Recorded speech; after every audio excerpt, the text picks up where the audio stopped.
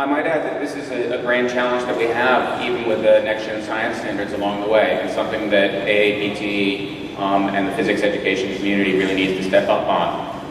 The development of the assessments, the development of curricula, the development and professional support of teachers. It's all part of Chapter 10 of the famed NRC report that got a big part lumped in the rug, where everything got swept under.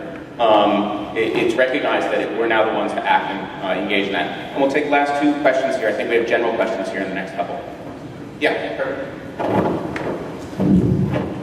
This is for all three of you, basically. Use of wounded warriors, as we're looking for teachers in the next 10 years. They have financial freedom. They now need to be needed.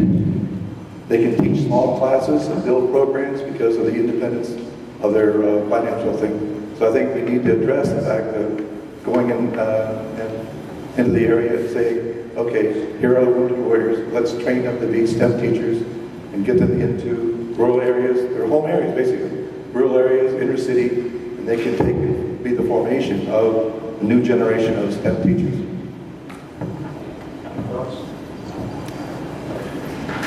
Well, actually, we explicitly had language our PCAST report precisely on this point, that there's an enormous resource of human capital that these returning veterans represent, and that we need to find ways that, we focus mostly on alternative certification, but we need to find ways to allow these dedicated Americans to make a difference in this front. So we were very much aware of that.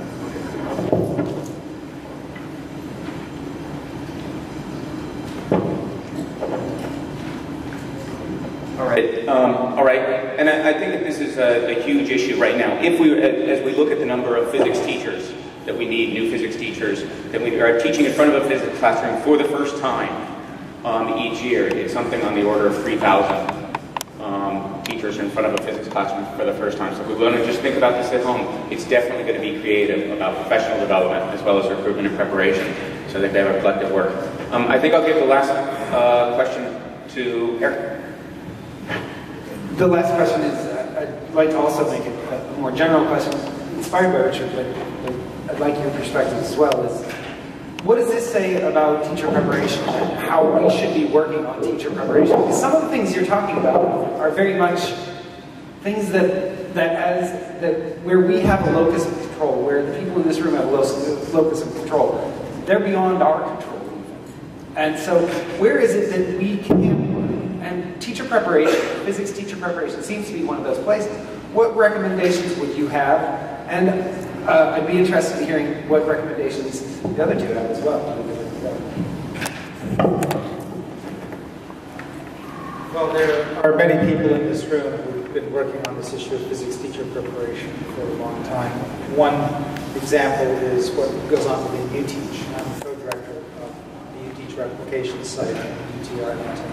Now, Richard's absolutely right that sometimes they'll learn science in one way in the classrooms, and then they come to UTeach and we're trying to do remediation.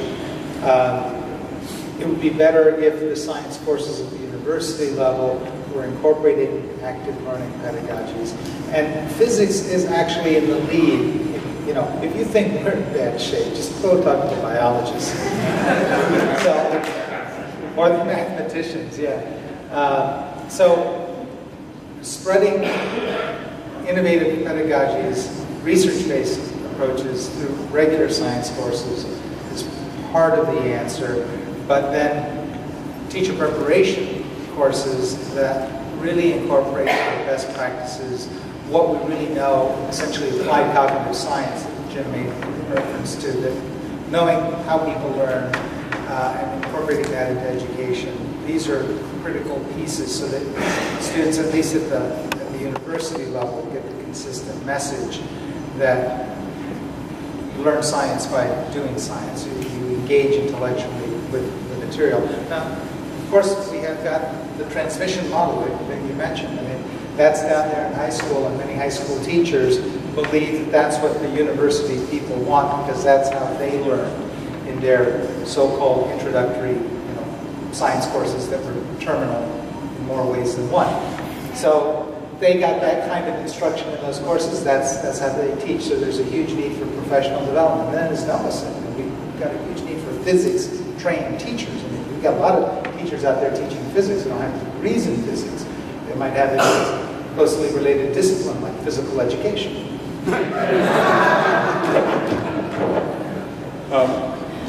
Are we in the general session now? Yeah. Okay, so there are some comments I'd like to make, mostly in response to the last very beautiful presentation. Oh, I'm sorry. I said I am inspired to respond to the comments that in response to Dr. Sternberg's presentation. Richard, as opposed to Peter. This is my 40th consecutive year in the classroom teaching either mathematics or science to students. I started teaching actually before I had my bachelor's degree, so I've been a dedicated teacher for years. And one of the things that really resonated about your presentation is what you're talking about doesn't just occur in inner city schools in this country. And in fact, for those of us in the classroom, like last semester I taught Physics 411, which my colleague Joe Reddish will tell you is quantum mechanics. And I saw precisely the same kind of behaviors that you described. That is that students they're not used to understanding that what we want is how to learn. It's not that we want them to memorize the facts. We want them to understand the processes. And this is an enormous challenge because of the model that you talk about, the transmission model.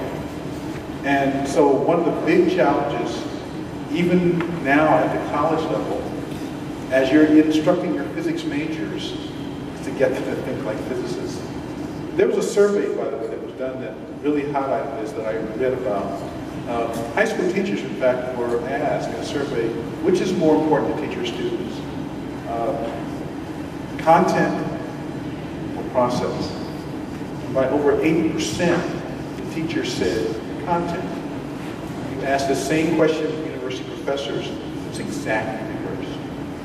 So there's this enormous mismatch between expectations, and our students suffer because of this.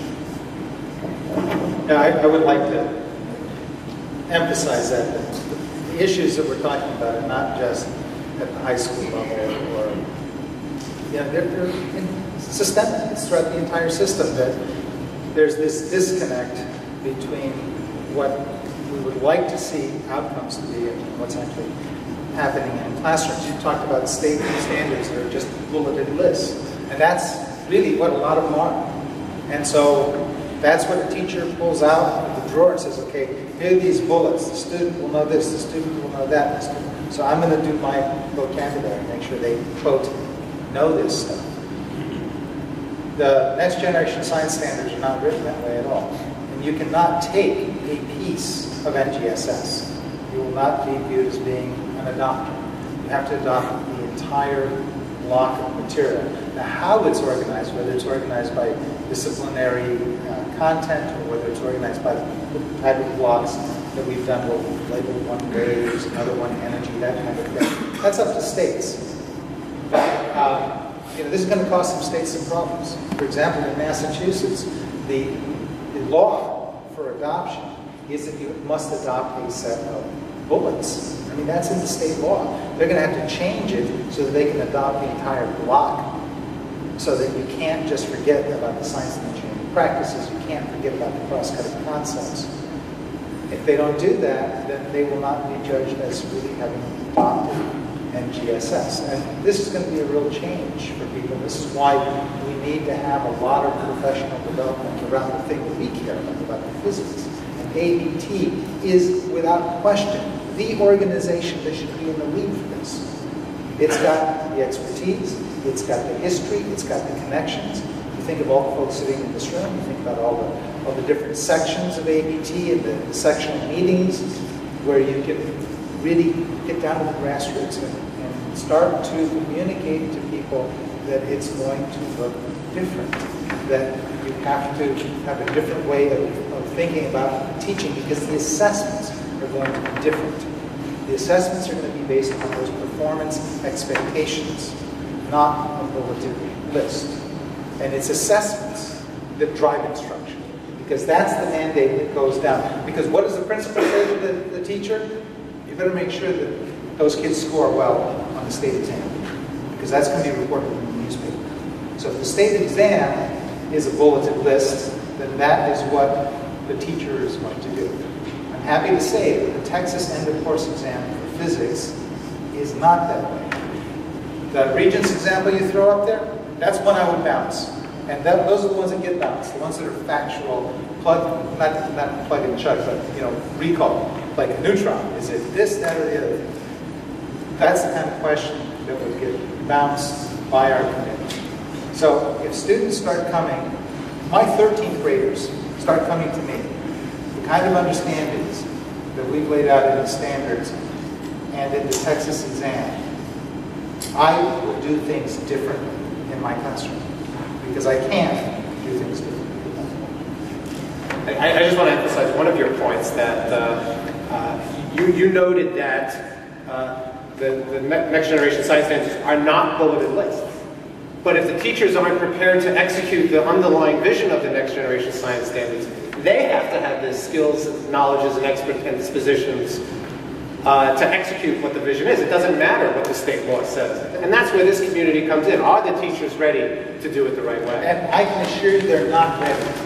In many places, when these standards get accepted, and the school districts say, these are our standards, and new assessments are being developed, and you have to meet these things, it's going to be a very large fecal turban impact. Seriously, to use the engineering phrase. There's going to be consternation out there, and we recognize this, that these are highly disruptive standards.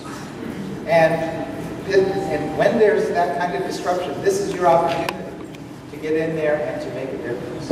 I wanted to make a special appeal, because as PCAST was looking at the performance of our K-12 STEM education system, we also talked to the book publishers.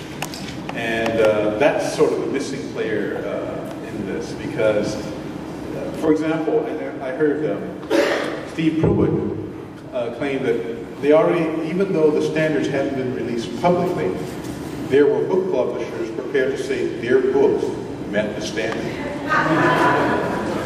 And so the other thing I would urge AAPT members is, if you're involved with book publishers and trying to put together really high quality product, then please advocate for the kinds of things that have been talked about today, where it's, we're actually looking to push the system to the next level of performance. I like to tell people that, what's going on in America these days is, we've made a transition from the farm to the city, and that actually involves a different level of education. We are in that process again. Can't successfully pull it off this time, it would be dire consequences for this country.